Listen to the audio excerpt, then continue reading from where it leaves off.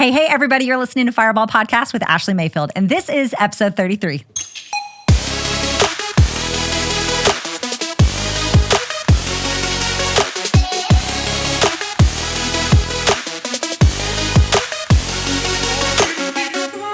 Hey, everybody. Hope you guys are doing well. Super excited to be coming to you guys today with something that is very near and dear to my heart. So you're going to want to buckle up and brace for impact. As always, if you find any value, if today inspires you, if today reminds you of someone that you love, I'm going to ask that you share the episode. I always ask that you guys pay the fee. I think it's so important that we are spreading the word, that we are making sure that we can create and cultivate the same impact that I'm making in your life, that we can do that in other people's life and spread the word. So I'm going to ask that you pay the fee. Make sure you're tagging me on social media. And of course, go ahead and leave me a 5-star review. If it's anything 4-star or less, just shoot me a DM and tell me. And then, don't listen to me anymore. No, I'm just kidding. So this episode is really near and dear to my heart. If you have followed me for any length of time, you know that I'm pretty transparent. I'm pretty vulnerable. And I like to just share things that I've walked through. I like to share my life experiences. That way I can help you by maybe inspiring you, motivating you, or just relating to you. So today's going to be a little bit softer of an episode. And I'm going to dive into some things that I'm really not super transparent about. I mention it from time to time, how there was a season in my life where I struggled with depression. It's not something that, I struggle with right now, currently, praise God. And I've been able to find the warning signs, the red flags. I'm able to monitor it, but it came out of a really dark place. So I titled this episode, My Mental Health Journey. And I do want to just make a preference that in no way have I ever been suicidal. I've never had thoughts of harming myself, harming other people.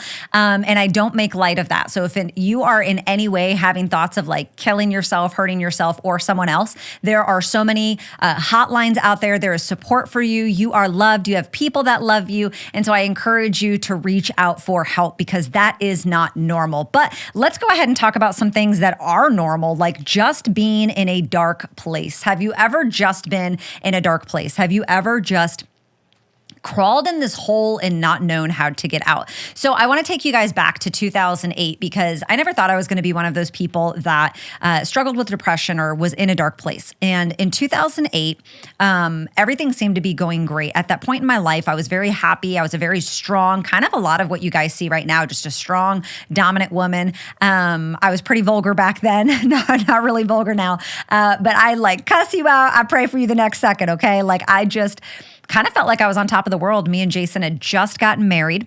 We got married December. Next month will be 13 years. And so we had just gotten married and so much in my life had drastically changed. And I didn't realize how much I was bottling up at that time. So we had walked through within a 6-month period, like everything flipped, turned upside down, like straight up out of the Fresh Prince of Bel-Air.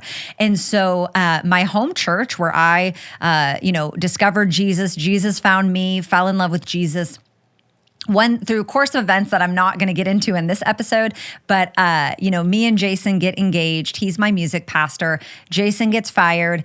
I have an ultimatum from my pastor. I can either stay at the church or marry Jason and leave. And again, I'm not going to go into the inner depths of that because the church is full of broken people and that's okay. And I am healed from that. And my pastor made that decision. And for some reason, God used him in my life when he made that decision. And so we're not going to go into that portion of it, but this church that I had known for like 9 years that I called my home church, all of a sudden one day I'm no longer there.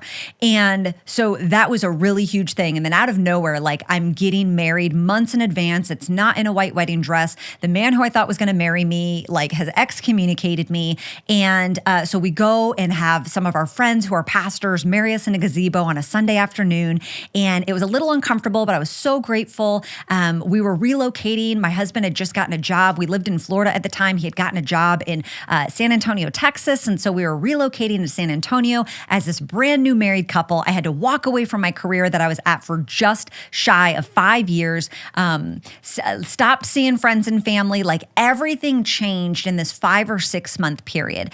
And, up until this point, I am super strong woman. I have the ability to handle it. I know that I'm listening to the voice of God. I know that I'm marrying the person I'm intended to marry. I know that we're getting ready to walk into this incredible opportunity. Even though we were super hurt at our old church, we're getting ready to walk into a ministry And it's just like God took us from this lower level and like elevated us out of nowhere. We went from a church of like 200 or 300 people to like multiple thousands of people. And it was this incredible opportunity. I went from working in a call center at Geico, where I was an insurance agent, to now working in a State Farm building. And there were some really like awesome changes that were happening. But what I didn't realize during this time of my life is that I was stuffing so much down. Because when I was raised, when you're raised in a toxic environment with people that yell, you learn to kind of like just stuff it down. And so I did not, mimic my mother. I did not mimic her anger issues. I'm not a yeller. I'm not really an arguer, but I am someone that's going to get quiet. And so that's my form of anger.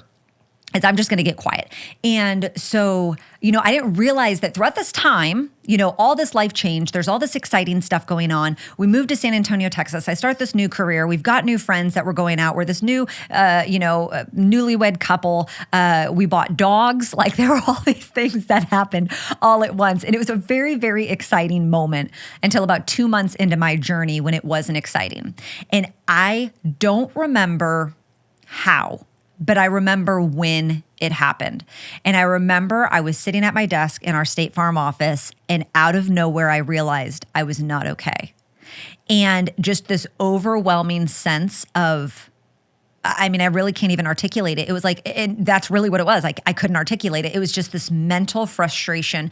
And in that moment, I broke down, and not like, sobbing control broke down sitting at my desk. And I started questioning everything. And it was like the honeymoon phase had ended, not in our marriage, but like in the whole transitional period of all this chaos happening, and then just stuffing it down, being okay. My life turned upside down. We're in this new location and everything was going great. And it was almost too good to be true. And now, like, I am physically not okay. And it was a matter of time before it was going to manifest, because I think as women, we try to be this like tough girl. We try to put on this tough girl that we can carry the weight of the world on our shoulders. And that works for so long. And a lot of us go from high to high to high. And I'm not talking about like substance high, although some of you probably do abuse substances because that's your way to like numb the pain, right? We all have some kind of outlet. And for me, it's always been like work ethic. So going from total destruction, my life turning upside down. The man who I literally know Jesus because of this man, he's been an intricate part of my process. Let me put it like that. He has now disowned me. I've separated from my family and friends, and now we're put in this whole new entity. And it was, things were going great at first, right? I was able to drown out the pain, the chaos, the hurt, the frustration, the bitterness, all this stuff. I was able to drown it out because things were going really, really well. We're in an amazing opportunity. I married the man of my dreams. We had 3 awesome dogs. I found a job that was very comparable to what I was doing before, working at Geico, now working at State Farm. And, things were going really, really well, like I said, until they're not. And so often we just try to carry the weight of the world on our shoulders. And so, a lot of my message that I want to share to you today is that you don't have to do that. And so I don't remember, again, like, I just remember the day. Like I remember looking out and I remember not being okay. And then every day after that, I started to not be okay. And it got to the point where I was really afraid to reach out to our new pastor again. Who am I that he's going to speak to me? He's, overseeing like 3, 4, 5,000 people. I don't even remember. And if my pastor from 200 to 300 people disowned me, like why wouldn't this one? And so it's like, I probably have some kind of PTSD. Like all this stuff is going on, right? And so I write him an email and I just said, like, I'm not okay. I don't know what's going on. And I will never forget. And it was just such a God moment that he had his secretary set up an appointment. I'm pretty sure he actually picked up the phone and called me, which was huge. Like I valued that communication. He said, work with my secretary. Let's get you in. And I will never forget, he let me, and I'm probably going to get emotional when I even say this because it was so like, I needed someone to care about me in that moment. And of course, like Jason's there for me. I know he loves me. I know he wants me to like be better, but he has no idea what's going on. Like, can you imagine you married someone and then like 90 days later, they lose their ever loving mind? I'm talking about like, I didn't want to get out of bed. Like I didn't want to shower. I ended up losing that job because as I'm going through all of this in my mind, and it just comes out of nowhere, I have my 2-month evaluation. And so the insurance agent pulls me in her office and she's like, oh my God, you're performing so well. You're doing great. Like, how do you like it? Where do you see yourself in 6 months? And I'm just an honest person. Like, I wasn't going to lie, right? And I was just like, I'm going to be honest with you. I don't know where I see myself in 6 months. I don't know that I see myself still in this opportunity. Like, I'm going through a lot. And then 2 days later, she lets me go. Like, pulls me in, tells me to box up my stuff and asks me to leave. And so all of this is happening and and so it's all piling on top of itself. And so the pastor, so like I said, I'm walking through the season now where like I'm not getting out of bed, I'm not showering, I'm not taking care of my dogs. My dogs are like pooping and peeing all over the house. Like I'm not cleaning, I literally just want to lay in bed. I'm not having sex with my husband. Like it was not okay. And I couldn't even imagine from his perspective, like you marry this girl, you're on top of the world. And then 90 days later, she's like a basket case and he doesn't know what to do. And he's at a new career where he's got to prove himself and he's got to perform and he's got to, so I know that I can't really lean on him. And it wasn't his problem to fix. I needed to be fixed. And so I am so grateful. And that's, when I talk about my mental health journey, I want you to know that like I reached out. And again, I've never been suicidal. I can't speak on that. But as someone who is extremely broken and in a dark place, I need you to know that you need to speak. And too often we want to bottle things in, we want to hide them because nobody else is going through it or nobody will understand or nobody's ever walked that path and it's not true. And so I spoke up and I am just ever so grateful that this pastor, he responded exactly how I needed him to respond in that moment. And we set up the appointment and he pulls me into his office and I literally just lay down on a couch in his office and I just sob. And I don't remember if it was 3 hours, but I know it was over 2 hours. He just listened. This man took hours of his day out of his time and he just listened to me. And he tried to love on me and coach me, like pastorally love, calm down. But he extended grace towards me and he referred me to a counselor. All of the pastors, he required them to see a counselor like once a month or once every quarter, I don't remember. And he basically said, the church will pay for this. Whatever you need, however often you need, you do it. And we didn't have any money. I needed that. Like it was such a blessing to me. And for that first year of our marriage in 2008, I drove to see a counselor 2 to 3 times a week. I was on medication. Like I was not okay. And the first time that I saw the counselor, she basically gave me a list of 10, like the top 10 reasons why people experience depression. And she said, you have 5 or 6 of these triggers and they're happening to you all at once. And so it makes sense that like your nervous system is rattled, like you are not okay right now.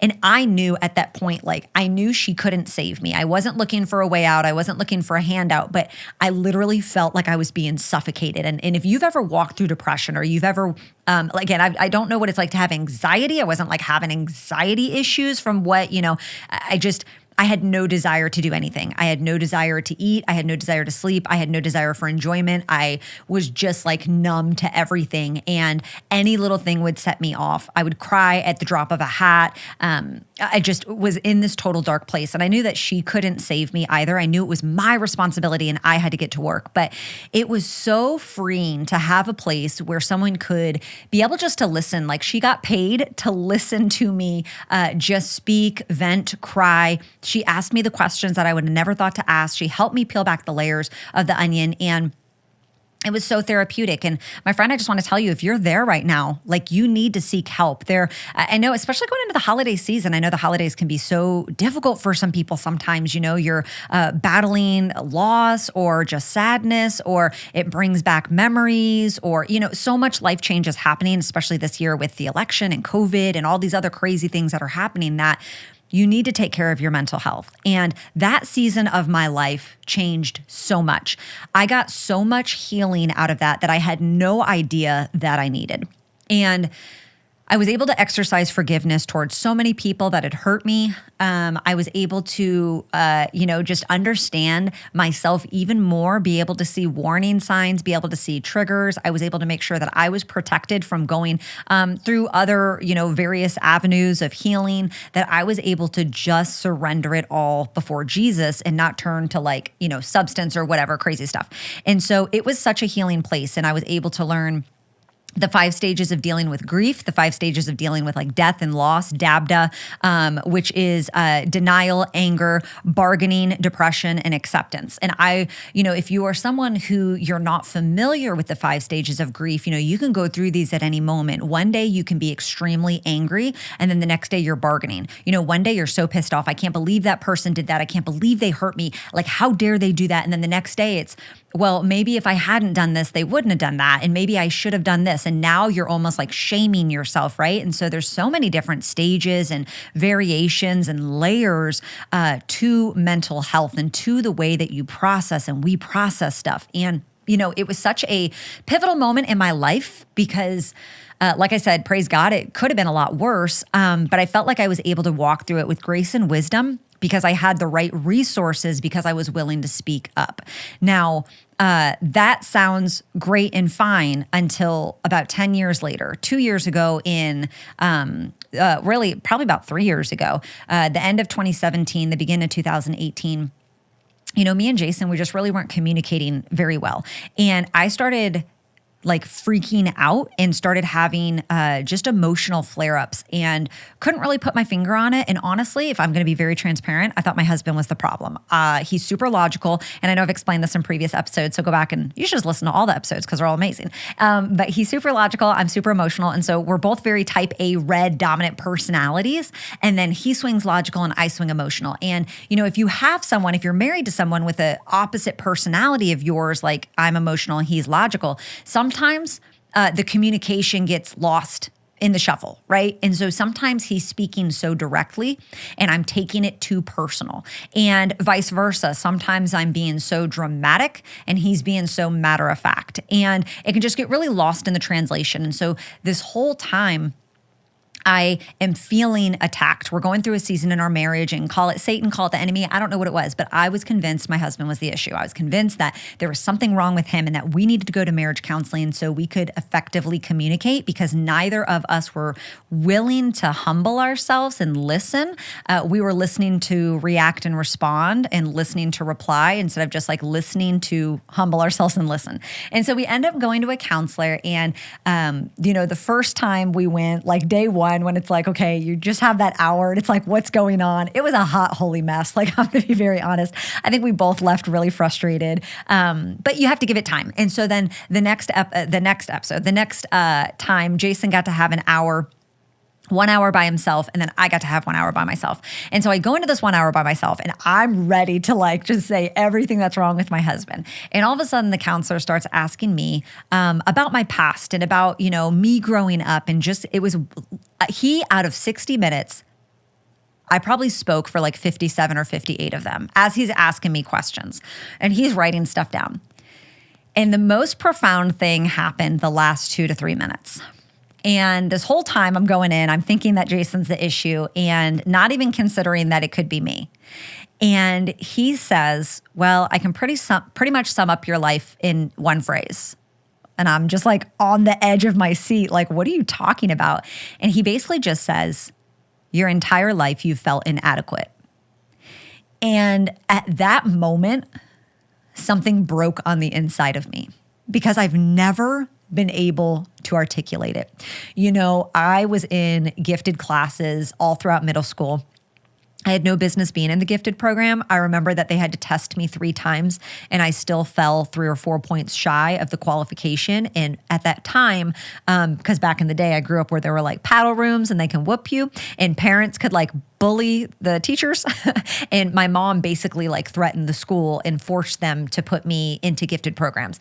And so I've always felt inadequate. I was in the smart classes. I felt like the dumbest person in the room. I sat at the popular table in high school and I felt like I was the ugliest girl. I hung out with the cheerleaders, but I wasn't good enough to be on the cheerleading team. And in church ministry, I sat on staff at the table with the big boys, but I was the girl that never got introduced. All these areas of my life where I've been good, just not good enough. Have you ever felt that way? Have you ever felt like everyone was judging you and everyone, like you just weren't good enough for people's standards? And no matter what you did, you always fell short.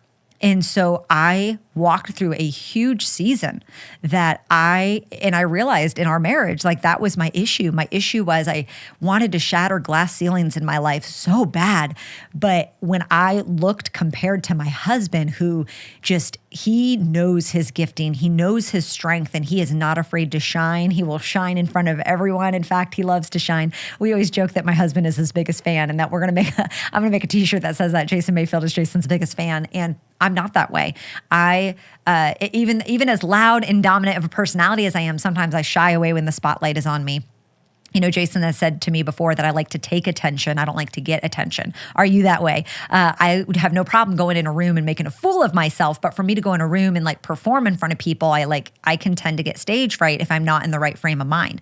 And so here I'm trying to like shatter glass ceilings, not only in my personal life, but you know, my business was thriving at this point. We were in the middle of our debt-free payoff journey because of our entrepreneurship businesses. And you know, I'm wanting to go to that next level, and I just felt so inadequate. And the more I tried to communicate with Jason, his drive for perfection, his desire to be polished and to articulate well and to set himself up for success, I felt so inadequate because those aren't necessarily my giftings. They come very organic to him, and organic to him because it's part of his personality, but he's also enhanced that part of his skill set. I haven't done that. I don't work on setting myself up for success. I thrive in chaos. That's actually a huge strength of mine, right? But for where I was at in my life, it was hurting me. It was hurting me, and I needed help. And so, you know, here we're at this marriage counselor. I'm literally convinced it's Jason. And in this one phrase where he said, for a majority of your life, you have felt inadequate, it broke everything. Everything. I mean, everything I felt growing up. I just felt not good enough for my parents. Like I said, all these things in school. I mean, I'm in 6th, 7th, and 8th grade gifted classes, and I have a 3rd grade reading level.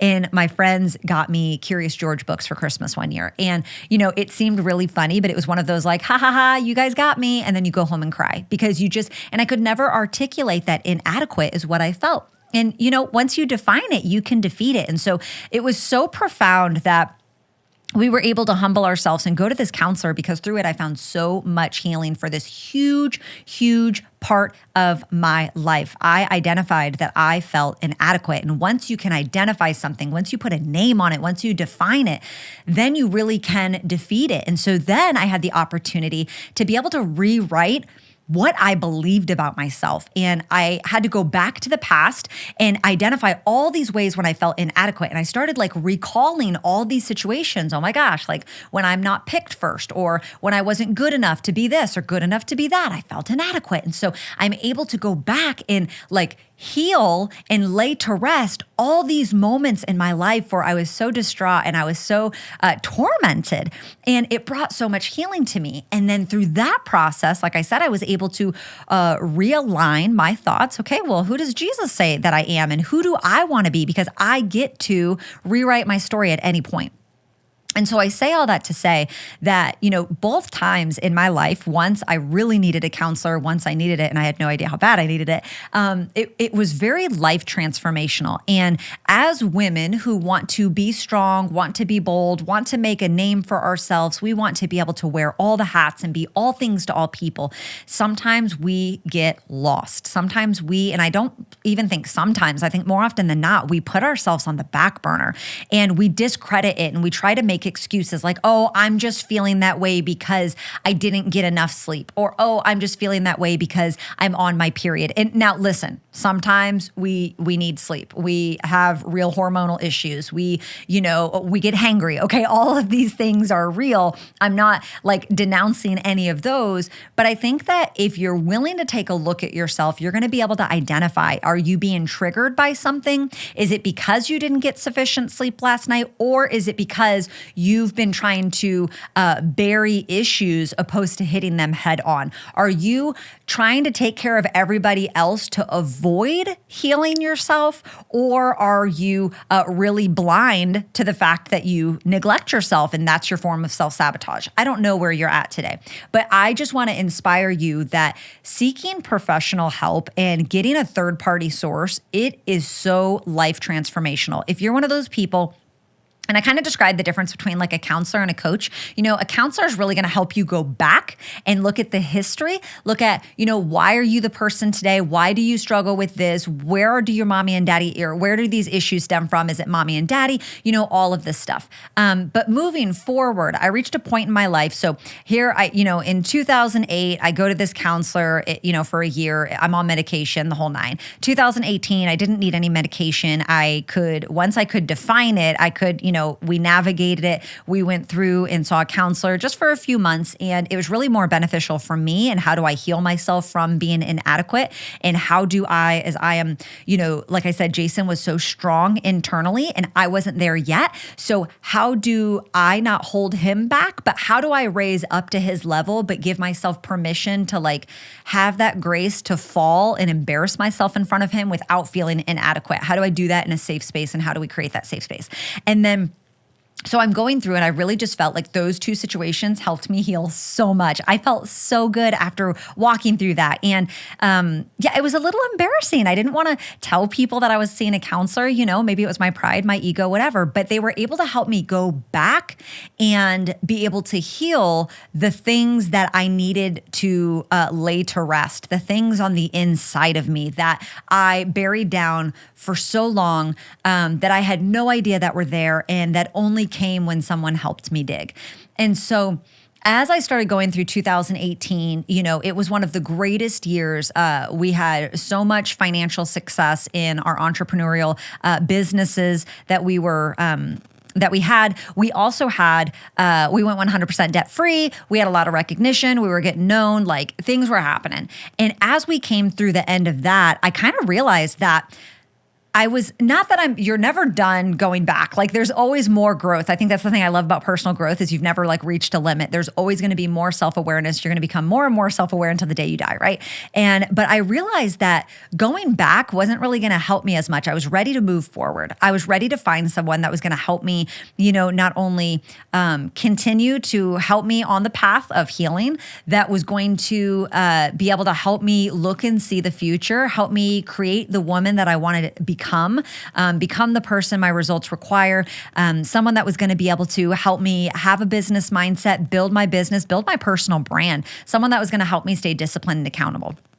And that's when I decided to look into a coach, okay? So a counselor is going to help you go back. And if you're not super broken, you might not need to go back first, right? I do believe everybody should start off with a counselor. Even a few sessions could treat you well. And it's so affordable. You guys, it really is so affordable. If you're willing to make the investment, I don't think there's any excuse. I mean, my God, sell your TV. If you're that serious about healing yourself and you're that serious about your mental health, sell your TV. In fact, stop sitting in front of the TV, okay? It's probably doing more damage than good. And so I had to position myself where I wanted to have someone help me move forward. And so as I did that, I was able to, get a list of people, and I kind of had to like interview some people and just see what was I looking for? How did I need to receive? What was the type of person that I needed to speak to me? As you can imagine, if you followed me for any length of time, that I am not a person. I value clear-cut communication. Don't sugarcoat things. Tell me what I need to hear. Don't waste my time. I'm looking for the meat and potatoes. I do not want soft and fluffy. Don't try to give me a hug. That's actually very insulting to me. Don't coddle me. I don't like that. Don't baby me. That makes me feel like a child, and I don't like that. I need you to like just shoot straight with me. And so I was looking for someone that could pour into my life, that could take me to the next level, that was not afraid to have the tough conversations. Like, I need to pay you to like light a fire under my butt. And I was able to walk and connect with a life coach. Please don't ask me who she is. I'm not going to share her name. Like, she is mine. I love her. Okay. No, I'm just kidding. But, I think it's so important that I think sometimes in life, we just want to do what someone else is doing. And I think it's so important that you understand who you are. What do you need? What kind of coach or counselor do you need? What kind of books do you need? That you're looking through the lens of you and not through the lens of someone else, right? And so I was able to get this life coach, and I've been working with her now for about a year and a half, and it has completely changed the game for me. When you guys ask, how do I stay disciplined? How do I stay accountable? How do I constantly stay driven? She is one of the key components that makes me who I am today. In fact, I could not imagine my life without her.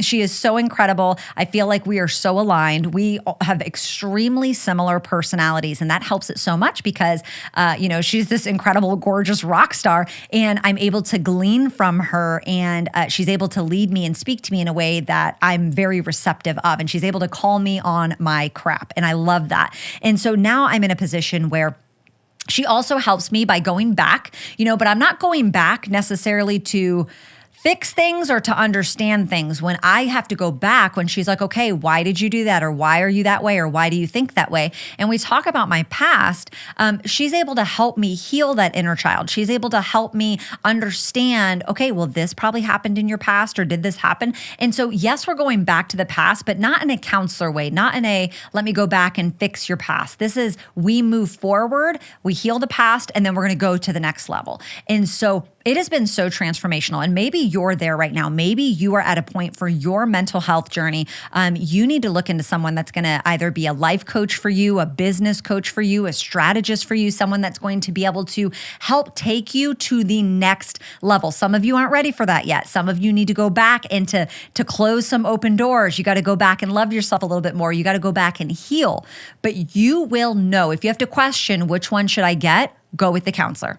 Don't if you're ready to move forward. If you've been sitting where you're at and you're healed, you're whole, you're feeling good, but you're ready to light a fire under your butt and take it to the next level.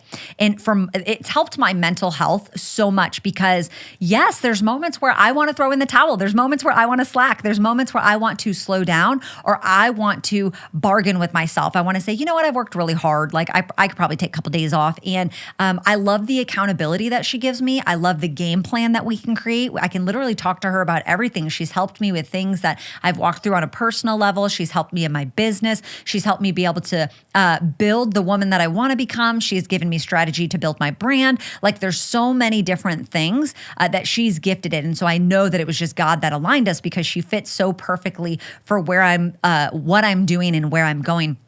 But it's helped my mental health so much because number one, it consistently gives me someone to talk to. Like every week or every other week, I know I'm going to have this conversation. And so I'm able to have that person that's in my corner, but also calls me on my crap. And that's exactly what I need.